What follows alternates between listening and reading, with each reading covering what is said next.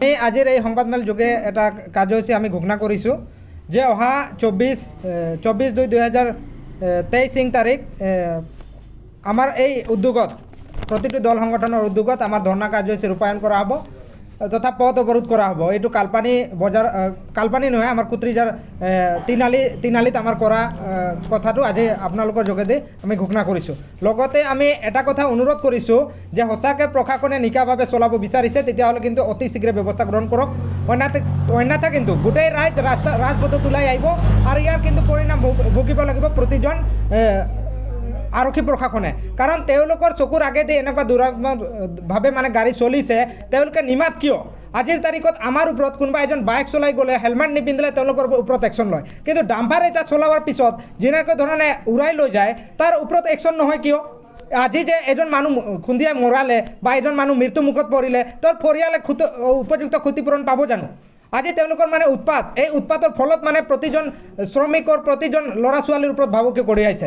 গতিকে এটা সময়সীমা হ'বই লাগিব আৰু চৰকাৰে সঁচাকৈ যদি তেওঁলোকক মানে অবৈধভাৱে চলিছে তেতিয়াহ'লে বেন কৰিব লাগিব।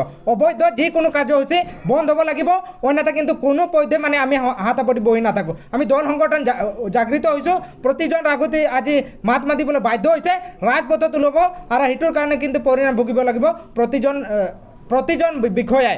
গতিকে আমি সঁচাকৈ নিকাভাৱে চলিছে যদি সঁচাকৈ কৰিব বিচাৰিছে তেতিয়াহ'লে আপোনালোকে জাগি উঠক, আপোনালোকে ব্যৱস্থা গ্ৰহণ কৰাৰ কাৰণে আমি আজিৰ তাৰিখত আমি আহ্বান জনাইছোঁ। অন্যথা কিন্তু আমি এনেকুৱা বহি নাথাকোঁ, এই জংগী আন্দোলন এই তীব্ৰতৰ হ'ব আৰু এই আন্দোলনত কিন্তু ৰাইজে জঁপিয়াই পৰিব। আমি দাবী কৰিছোঁ, কাৰণ এওঁ মানুহজন আহিছিলে আপোনাৰ আলহী খাবলৈ আৰু এই আলহী খাবলৈ আহোঁতে তেওঁৰ মানে এনেকুৱা দুৰ্ঘটনা সংঘটিত হ'ল। গতিকে মালিক তথা ডাম্পাৰ কৰ্তৃপক্ষই অতি শীঘ্ৰে তেওঁক 10 লাখ টকাকৈ ক্ষতিপূৰণ দিব লাগিব আৰু তেওঁ পৰিয়ালৰ সংস্থাপনৰ কাৰণে ব্যৱস্থা গ্ৰহণ কৰাৰ কাৰণে আজিৰ তাৰিখত আমি আহ্বান জনাইছোঁ। এটা ভাল কথা যে আপোনালোকে যদি সঁচাকৈ টেণ্ডাৰ আনিছে তেতিয়াহ'লে আপোনালোকে ইমান অবৈধভাৱে কিয় চলাইছে? আপোনালোকে লিগেলি চলাওক না, আপোনালোকে সহযোগ কৰক। আমি কি আপোনালোকক মানে ডিষ্টাৰ্ব দিছোঁ নেকি? কোনোবা দল সংগঠনে ডিষ্টাৰ্ব দিছে নেকি আপোনালোকক?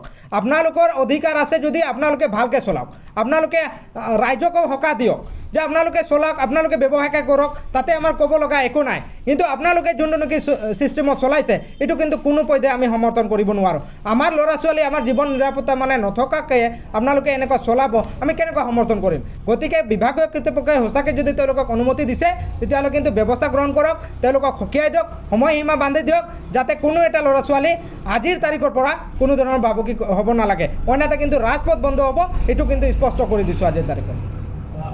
এইটোতো সন্দেহ কৰিব লগা কথাটো, কাৰণ আমি বাৰম্বাৰ অভিযোগ দিয়াৰ পিছত আপোনালোকৰ জৰিয়তে সংবাদ মাধ্যমৰ জৰিয়তে আমি বাতৰি সম্প্ৰচাৰ হোৱাৰ পিছতো কোনো ধৰণৰ গান নলৰে কিয় আমি টাৰ্গেট হ'ব লগা হয়? কোনো এজন মানুহে যেতিয়া মাত মাতে তেতিয়া তেওঁ টাৰ্গেট হ'ব লগা হয় যে অমুকে বেছি কৰিছে তাক চাব লাগিব। সেই কথাটো কিয় আহে? গতিকে বুজাবুজি আছে, এইটো স্পষ্ট হৈছে। গতিকে এই বুজাবুজিটো অতি শীঘ্ৰে ফাদিল কৰিম আমি। কিন্তু আমি যদি এনেকৈ ফাদিল কৰিব লগা হয় তেতিয়াহ'লে কিন্তু আমি প্ৰতিজন বিষয়াৰ ওপৰত মানে চোকা দৃষ্টি ৰাখি আমি প্ৰতিবাদ কৰিম। গতিকে যিসকল বুজাবুজি কৰিছে অতি শীঘ্ৰে এইটো বৰ্জন কৰক আৰু আপোনালোকে ৰাইজৰ কাৰণে সঁচাকৈ কাম কৰিব লগা আছে তেতিয়াহ'লে ৰাইজৰ কাৰণে কাম কৰক। নহ'লে কিন্তু যেনেকুৱা ধৰণে মুখ্যমন্ত্ৰী কটকটীয়া যিকোনো ক্ষেত্ৰত মানে আইন শৃংখলা বজাই ৰাখিছে তেনেকুৱা ধৰণে অবৈধ খনন কাৰ্যসূচীটো কটকটীয়া আইন প্ৰণয়ন কৰক, যাতে মানে ইয়াতে নিকা বা স্বচ্ছতা অৱলম্বন কৰি তেওঁলোকে গ্ৰীণ মানাছ, গ্ৰীণ পৰিৱেশ, সেউজীয়া পৰিৱেশ গঢ়ি তোলাৰ ক্ষেত্ৰত আমি সক্ষম হ'ব পাৰিম। আজি প্ৰতিটো থানাত এটা আইন শৃংখলাৰ কিছুমান নিয়ম নীতি, কিছুমান আইন শৃংখলাৰ বৰ্ড আঁৰি থৈছে, তাতে লিখা আছে অভাৰলোডিং কৰিলে কিমান টকা ফাইন হয়। তেতিয়াহ'লে এই ফাইনটো কিয় মানে এওঁলোকক মানে পইচা লৈ মানে তেওঁলোকে কিনা বেচা হৈছে? শীঘ্ৰে বেণ্ড হ'ব লাগে। যদি আইন ভংগই কৰিছে তেতিয়াহ'লে তেওঁলোক অৰেষ্ট কৰিব লাগে, তেওঁলোকক বেণ্ড কৰিব লাগে। কিন্তু এই পইচাৰ বিনিময়ত কিয় মানে লেনদেন হৈ আছে? গতিকে প্ৰতিটো থানাত যদি এইটো অবৈধভাৱে আঁৰি থৈছে আমি ৰাজপথত এই 24 তাৰিখে আমি দেখুৱাম যে তেওঁলোকে এই বৰ্ডখন মানে সঁচাকৈ ফলকটো এনেই লগাই থৈছে না কাৰ্যকাৰী কৰিছে। আজি কিমানটা চৰকাৰে মানে ব্যৱস্থা গ্ৰহণ কৰিছে আৰু কিমানটা অফিচাৰে কিমান টকা মানে সংগ্ৰহ কৰিছে। ইয়াতে অবৈধ চলে, যাৰ ফলত তেওঁলোকে মানে আজি মুনাফা লৈ ডাঙৰ গাড়ী মটৰ লৈ তেওঁলোকে বিন্দাসকৈ ঘূৰি আছে। গতিকে আমি এই ভাবুকিটো অতি শীঘ্ৰে চৰকাৰে নিৰাপত্তা দিব লাগে আমাক, আৰু অন্যথা কিন্তু আমি কোনোদিন বহি নাথাকোঁ। প্ৰতিটো দল সংগঠন, প্ৰতিটো ৰাজপথত ওলোৱাৰ কাৰণে বাধ্য হ'ব। হালবাৰী জিলাৰ সম্পাদক ডাঙৰীয়া আছে আব্দুল লতিফ তেওঁ দুষাৰ ক'ব। আজিৰ এই সংবাদমেলত উপস্থিত হ'ব পৰা আমাৰ সাংবাদিক বন্ধুসকলক আমি ধন্যবাদ জ্ঞাপন কৰিছোঁ। তো আমাৰ উপৰোক্ত বক্তাসকলে বিষয়খিনি কৈছেই। তো আমাৰ কথা হ'ল এইখিনি যে যিখিনি খনন কাৰ্য চলি আছে, যে চৰকাৰৰ যিখিনি নীতি নিয়ম আৰু বৈধতা আছে সেইমতে চলিব লাগে, আৰু বাকীখিনি বন্ধ হ'ব লাগে। ডাম্পাৰৰ অভাৰলোডিং আৰু ডাম্পাৰৰ ধৰত্মৰ ক্ষেত্ৰত প্ৰশাসনে নাকি লগাব লাগে, আৰু আমাৰ স্কুলীয়া ক্ষেত্ৰবিলাক যিবিলাক ঠাই আছে সেইবিলাকক ডাম্পাৰ চলোৱাৰ এটা সময়সীমা বান্ধি দিব লাগে। আৰু যোৱাকালি যিটো দুৰ্ঘটনা হ'ল দুৰ্ভাগ্যজনক, আৰু এজন মানুহ আমি শুনা পালোঁ যে নিহত হৈছে আৰু এজন আহত হৈছে। নিহত আৰু আহতৰ পৰিয়াললৈ আমি সমবেদনা জ্ঞাপন কৰিছোঁ।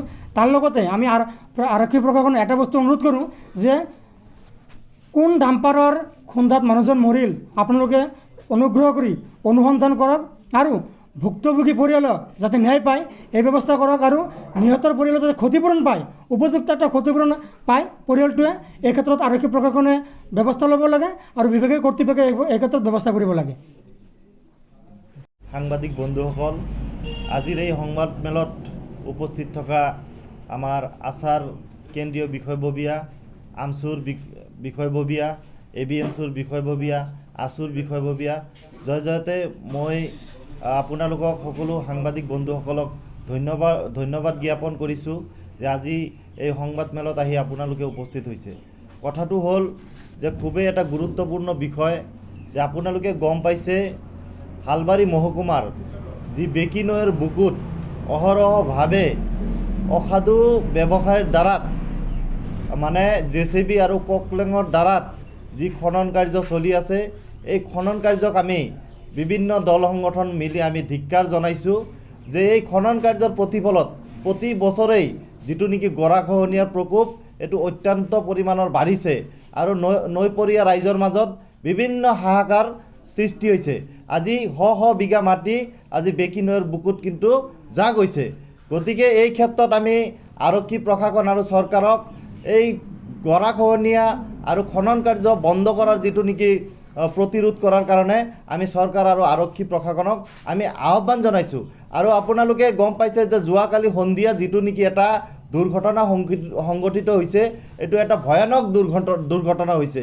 গতিকে আমি এই অঞ্চলৰ দল সংগঠন আৰু ৰাইজ সজাগ আৰু সচেতন হ'বলগীয়া হ'ল যে ৰাস্তাৰে এতিয়া আমাৰ মানুহ কোনোবাক পঠিয়াই দিলে ঘৰৰ পৰা সি ঘূৰি আহিব না নাই, এইটো ভয় লগা বিষয় হৈ গৈছে।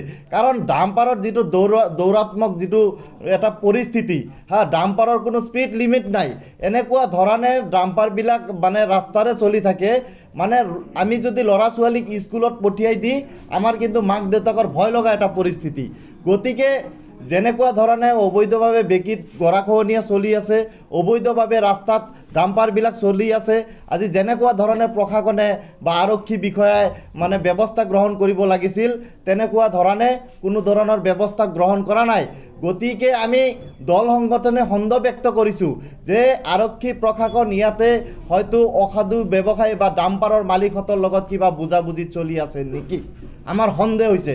গতিকে যদি নাই অতি শীঘ্ৰেই অবৈধ মানে খনন কাৰ্য বন্ধ হ'ব লাগে, আৰু ডাম্পাৰৰ যিটো দৌৰাত্মক যিটো মানে চলি আছে এইটো চৰকাৰে নাকি লগাব লাগে, অন্যথা কিন্তু আমাৰ বুজিবলৈ বাকী নাথাকিব। গতিকে আজি সংবাদমেলৰ জৰিয়তে মই চৰকাৰ আৰু প্ৰশাসনক আহ্বান জনাইছোঁ, বাক্সা জিলাৰ আৰক্ষী অধীক্ষকক আহ্বান জনাইছোঁ যে যিটো যোৱাকালি মানে দুৰ্ঘটনা ঘটি গ'ল, এইটোৱে যাতে এই হেক দুৰ্ঘটনা হয় ডাম্পাৰৰ পৰা। গতিকে আৰক্ষী প্ৰশাসনে ব্যৱস্থা লোৱাৰ কাৰণে মই আজি সংবাদমেলৰ জৰিয়তে আহ্বান জনাইছোঁ।